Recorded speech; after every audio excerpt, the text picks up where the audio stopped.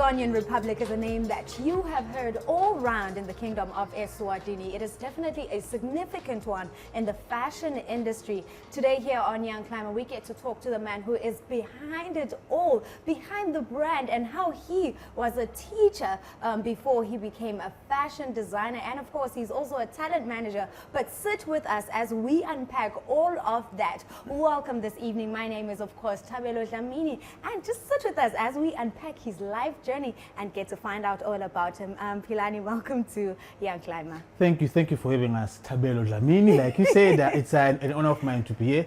I look forward to sharing my journey with you for the benefit of our wider Eswatini, and I hope the youth, wherever they are, is going to take something from my life story and of course inspire them to greater heights. Thank you for having us. And you know, as I have already mentioned, Sgonian Republic is definitely a significant name in the fashion industry here in the Kingdom of Eswatini. If you don't know SR-ish, but Nastretalana, you'll know all about it. Yes. Could you share your vision and how you came up with such a unique name, such as the Republic?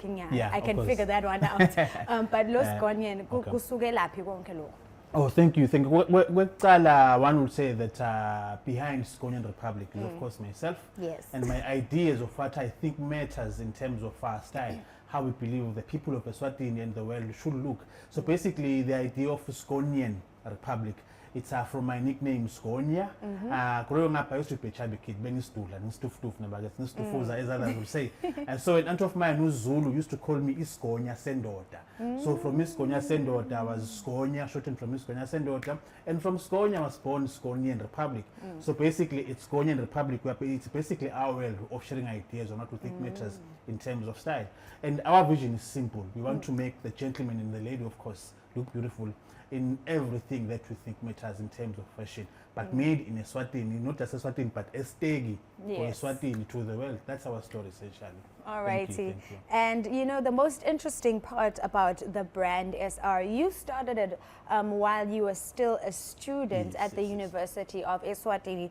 What pursued you to venture, you know, into the fashion industry? Being a student, I mean, you could have had other challenges like your books, you know, challenging you, but you were like, no, I want to design, and you know, I want to venture into something else apart from what I'm doing. All right, thank you. So this SR story goes back to as far as I was in Form 4, 2002, before you were born, of course. Estegi, the idea was inspired by my mother, who was a whole Kai market at Estegi. Estegi, you go to the marketplace, you ask them about Magela Mamba, who was my mom. They will tell you an entire novel or book about it. So she was a hawker, she was selling clothing, second-hand clothing. It's now known as pre-loved clothing, of course. So I used to help her on weekends. I used to help her during school holidays. So as we were selling with Magela Paya, I used to get inspired. I used to be intrigued by how someone would react when they found something that they loved within Magela stock, of course. So from there, that if this can make someone happy, how much more can someone be happy if they have found something like SR? That's something that we have made for them, some color, and they fit it, and it's basically made with them in mind. So the idea then was basically that is where the passion for fashion was implanted, and there was also the element of being business-minded from as early as I was a kid. To also sold ice blocks, so all those things. So there was the business side of things and then the fashion side of things. So mixing those skills, I thought SR or Sgonian Republic would be the best platform for me to combine those two passions of mine, and boom, Sgonian Republic was born. But in the first samples of SR in 2002 when I was in Form 4, but officially the business itself, like the first two samples of the proper SR, among University in 2008, otherwise known as Invasi then. So from there, we've been in the game for quite some time, and here we are now. So in what we think matters in terms of fashion and style. You know, your journey from being a student to a fashion designer is definitely inspiring. What are some of the elements that you think are key in creating a successful fashion designer, you know, as you are? Of course. The first thing is to remain curious. I think the curiosity is going to inform the ideas through what you are going to call your fashion design. So the curiosity is going to help you stay interested in more trends, but not just in copying other trends, but in also developing your own trends. So there is also the idea of originality. As a brand, you have to be original, because originality is what helps you develop your own brand identity or brand personality. So mixing those two components, there's also the idea of being teachable, because no one knows everything in any space, be it in the creative space, in the sports space, or even in corporate. The idea is also to stay teachable. It's only then that with an open mind you can be able to learn and improve on what you think you might know. So for us, we're basically those three elements. Then from there to keep on challenging ourselves, but more than anything, these three have been the premise on which we've built everything, and we hope to grow from those premises to anywhere in the world. Basically, that is our story in terms of what has made us be what we are. And you know, with fashion, it's more than just the designing. There's a whole value chain, you know. Yes. When it comes to you, it means sourcing materials, it means getting models, it means maybe but you're a fashion designer. You know, you have to source from different places. How has your role benefited other people that are within the fashion industry or contributed to the development of the fashion industry? All right. For Sgonia Republic, having been in the game for so long, I can safely say that we have been in a better place to forge relationships with key suppliers in Eswatini, and of course some outside the country. For instance, there are fabric retailers in Eswatini. We have some in Manzini and some of them in Baban. We have grown to a point whereby some of them will even call us to say, Sgonia, come to the shop, we've got new fabrics. Come and have a look. Let us see what we can reserve for you. So Logo City with what has helped us achieve that level of relationship building has been basically our approach to human relations. The idea is in understanding that as SR we cannot do anything in isolation. For us to be able to thrive, from the fabric sourcing to the models to the shop we sell our stuff, also to the tailors we work with, what has helped us more than anything is basically appreciating what the other person has to offer the brand, because we are never trying to isolate ourselves. Because I have a saying of mine which says you cannot control what you do not own. It's an economic principle which says own or basically means to make sure that everything in your value chain is within your control. It's going to help you more than anything. Guarantee that you deliver quality on time. Everyone who's supposed to be working with you is happy, and basically your clients are happy. That's been our guiding philosophy from the onset. So the relationships have been at the key of everything we do to date, and we hope that even as we grow even further beyond today, we will maintain them and grow them, and of course establish more, even with media platforms like Sgonia TV and yourselves, of course, Bella. Yeah. Thank you, And you know, one very, very interesting fact about you is that I think you just define diversity when it comes to your educational background. Hey, how did he land up here? Actually, when I was asking you about the fashion part, you were like, no, that is completely self-taught. You have a very interesting, you know, educational background. You have a Bachelor of Arts and Humanities, a postgraduate in education, and also a master's in marketing from abroad, of course. I just want to talk about all of that. How did you go from this to that to that? And of course, how have these qualifications propelled you in your career now? And how are they assisting you in creating your brand? All right. The first thing one must mention on that premise is that from ever since I was a kid, I identified that I could be more than I could have ever thought I could be. Yeah. That is basically, I think there's something, there's the late hip-hop artist, AKA, there's a phrase he developed once, it's multi-talented, something like that. So my thing, I realized whilst I was still a kid that there is so much I am capable of. There are things that I didn't even mention on others. I sent you guys, I also sing, capably so. And so the idea behind this diverse education portfolio was to make sure that all my capabilities were fully embraced. So going to Emvas to study for education, the idea was my love for human development. And then going to the UK to study my MSc marketing, the idea there was to make sure that my aspirations to be a fully fledged business person or fashion creative happen within what one can call conventionality in terms of what we think must be for a business person. So I went to the UK to basically refine what I thought I knew in terms of marketing, business management, and other things. And it's basically the idea that Philani is capable of many things. So the PGCE, the BA, and the MSc marketing basically speak to what Philani has always wanted to be: a flexible human being, fluid. We can put him anywhere in the world. He's going to fit like a glove within anything that he's interested in. So that is essentially my life story in terms of my academics. I don't want to box myself up at any point in time. So the qualifications basically help me make sure that I'm flexible and I'm fluid. I can fit in any scenario at any point in time.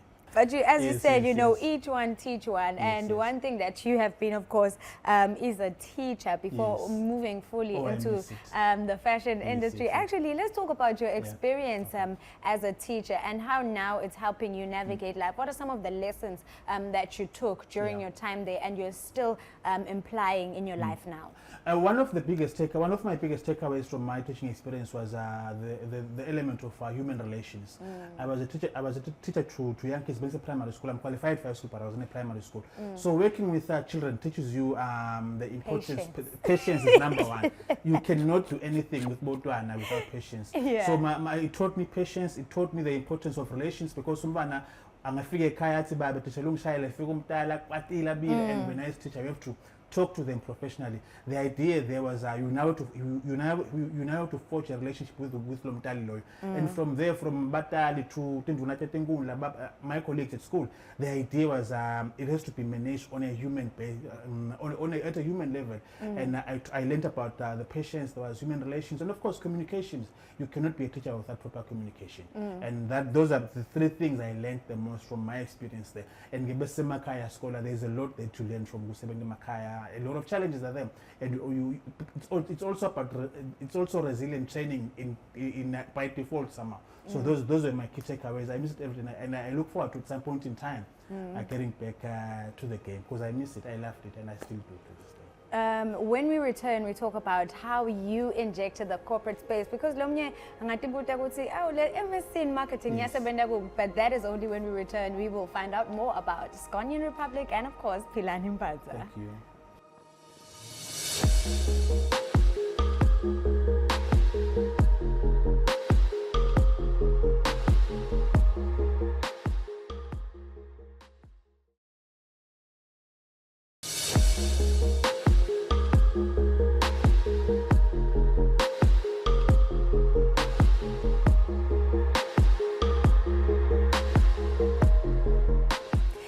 Still tuned into Young Climber, and today we are unpacking the story of Philani, who is the founder of Sgonia Republic. And now we talk about how he came back to the Kingdom of Eswatini and used the knowledge that he had obtained while he was in the UK, and of course working for, you know, some of the prestigious companies in the Kingdom of Eswatini. And your role, you know, you had a very significant role in marketing and communications. How did you balance out the responsibility of still holding SR like really high, and of course having such a big role and position in your job?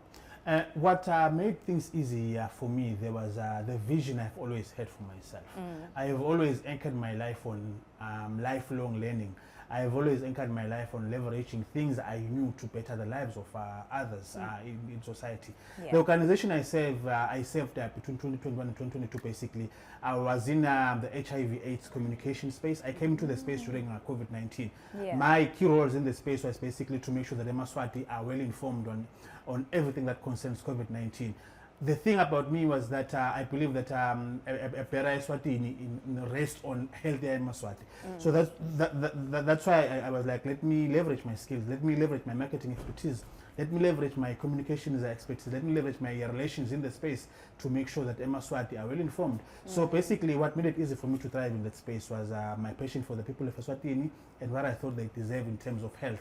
So I went there, we did our thing with my colleagues there, and we were at a space where we can safely say that the job that was set before us was well achieved. That's why I had even no difficulty jumping board to back to my SR, because what I had planned to do when I was there was well done. And then we moved on to SR and the other things I do, like managing the artists I work with and many other things on the side. So basically it's been, I'm a vision-driven person. And where my vision aligns, I'm going to be there. Where I can help within my vision, I'm going to assist. So basically that's why I had no challenge going to corporate. I rolled my sleeves up and we worked. We did beautiful things. And here we are today, happy to tell a beautiful story of what was accomplished back then. And now I'm glad that you mentioned the part about, you know, managing talent in the Kingdom of Eswatini. You're managing some of the top artists in the Kingdom of Eswatini, but can you tell us about your experience, you know, doing that, and of course some of the hurdles and, you know, barriers that you've encountered throughout your journey of managing artists, because it's not see a manager, guys. See a manager, please. I have to meet you at some point in time. We'll talk off camera. But what are some of the challenges you have encountered through this journey, and when did it actually start? Because we know I know that you did mention, Gutsi, there's nothing that you can't do. Multi-talented, yes, for now there's nothing that you can't do. But how do you manage to then, what have you encountered, throughout your journey in this position? Correct. One of the biggest challenges in terms of artist management in Eswatini is the challenge of market perception of local talent. Oh, yes. There is the tragedy within Eswatini that says there is no local artist who's worth global stardom. But then we say, look at Uncle Waffles. Yeah. Look at what Sense has been. Look at what Young Zesh is doing and what is yet to do. So the biggest perception, the biggest challenge has been a perception of the local market on what local talent has to offer the market. But then it has not been a challenge for myself. It's been an opportunity to educate Maswati on Swati products, on what the Maswati are capable of. So I was able to roll my sleeves up and do magic with the guys from 2019 when initially the idea was we were going to work with the late Smalls, the comedian, with Philani back then. So we worked with them. There was a point in time where we did 19 consecutive sold-out shows non-stop in and out of the country. Sure. Because what we did there was we knew what had to happen, particularly changing the mindsets of Maswati. And in no time we were getting bookings from corporate, we were getting bookings for weddings, highly ranked people inviting us to perform at their daughter's birthdays and many other things. Yeah. The thinking was, if it's a hurdle, it has to teach us something. We have to make basically all about turning lemons into lemonade and bottling it and then selling it at high-end retailers, and we managed to do that. So for myself, it's not been a challenge as such. It's been something exciting for me to do, and I'm able to say that to this day, even the new crop of artists I'm working with, both Darren Abobong and I can safely say we are doing relatively okay in the space because of how we approach the space to educate the people and entertain them and make sure that at the end of the day we are able to get bookings, and the gents I'm working with are able to feed their families and other things. Basically, it's their livelihood. The idea was to formalize, professionalize. So that has been my task with them. And I'm happy with what we've achieved so far, and I'm happy with what we are yet to achieve, not just in Eswatini, but outside the borders of Eswatini as well. Of course. And you know, talking now about the expansion of Sgonian Republic, you know, with the fashion industry especially, we do see some people expand into like ordinary retail. But you know, I feel like that you have kept it 100% local, and you know, your items are available at local shops. You know, I know the Gogo startups and you know, other places, but are you planning on expanding into like retail? Definitely. Worth mentioning on that particular important question. In 2019, I think a year after coming back from the UK, we actually had our own exclusive flagship store, Ramanzini, known as Ministry of Style. We were the first local brand to have such an idea within the local fashion space. And unfortunately, we had to close in 2023 because of challenges from recovering from COVID-19. But the idea behind that was to restabilize our presence in the market in Eswatini, and then maybe 3 years' time we then look into other platforms where we can have our own SR. I can't mention the other shops we would like to be at, but the idea is to be present in global fashion retail points. If maybe in parallel to our own flagship store here and there, but it's every fashion designer's dream to align with global brands in terms of retail. So we do hope that as we are rebuilding SR, because we are basically at a rebuilding phase after COVID-19 knocked us hard, but again, we'll get our revenge in time to time. So the idea is that at some point in time we are going to have a visible presence in some key retail points in Eswatini, and by the way, we are slowly sneaking into South Africa. I think we'll be making a few announcements in the next couple of months on where we are going to be in South Africa. But there's something cooking, and the Maswati are going to know. Umvana Wabo is expanding to other territories. Of course, from the power and the confidence that the Emaswati have given us as a brand. So there's something cooking. We are going to dish up into time. And Emaswati are everywhere in the world, so they will definitely appreciate SR. Yeah. And you know, SR recently showcased at the Luju fashion show, which takes place at the Luju Festival, of course. One of the most prominent platforms in the region.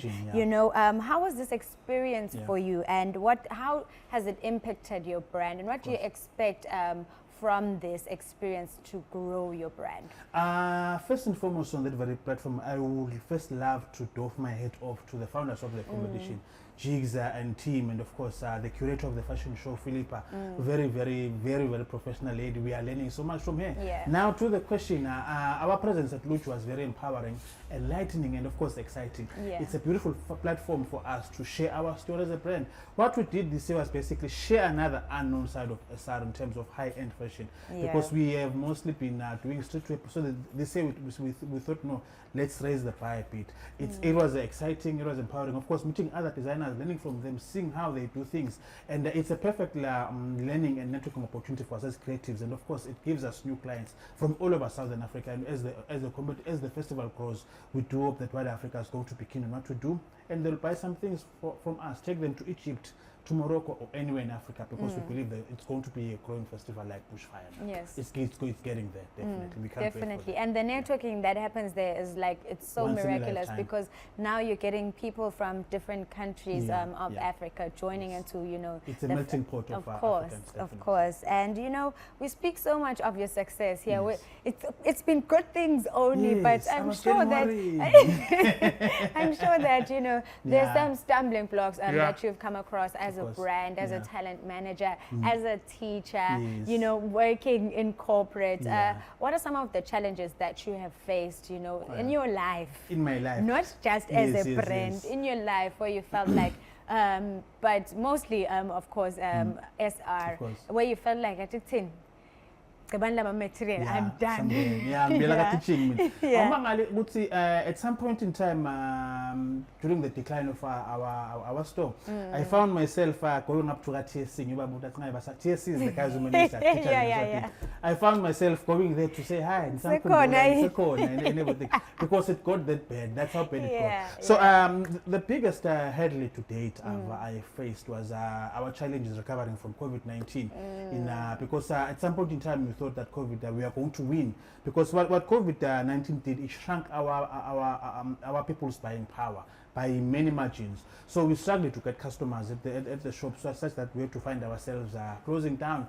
And what that did, unfortunately, I took a hit. My mental health took a bit of a hit, a hard one actually.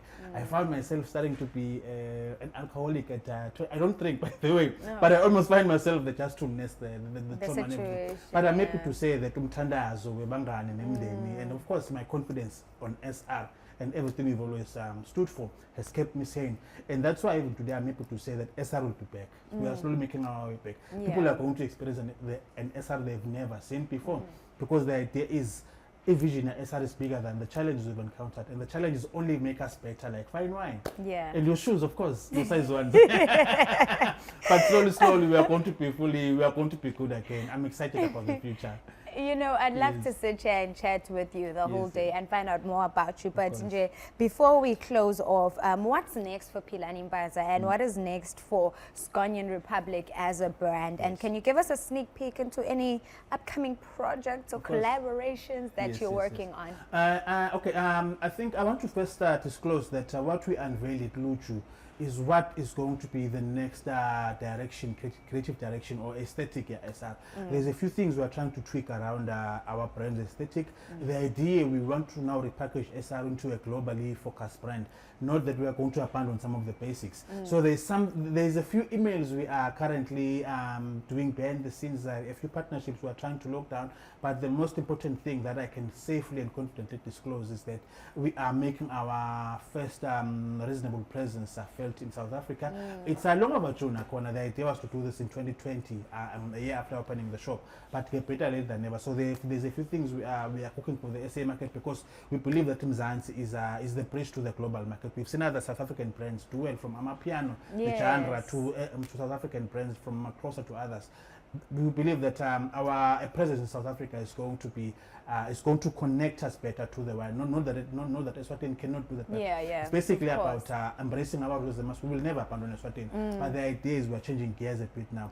And Yeah. we do hope that once everything is confirmed, we'll again come back to Eswatini TV to share the story with the Maswati so that we can celebrate as a nation of what we are trying to do from Siteng to the world. We've always said. course. So this is just going to be another Success story from Eswatini. For Maswati, by Eswati, for the world. All righty. Thank you.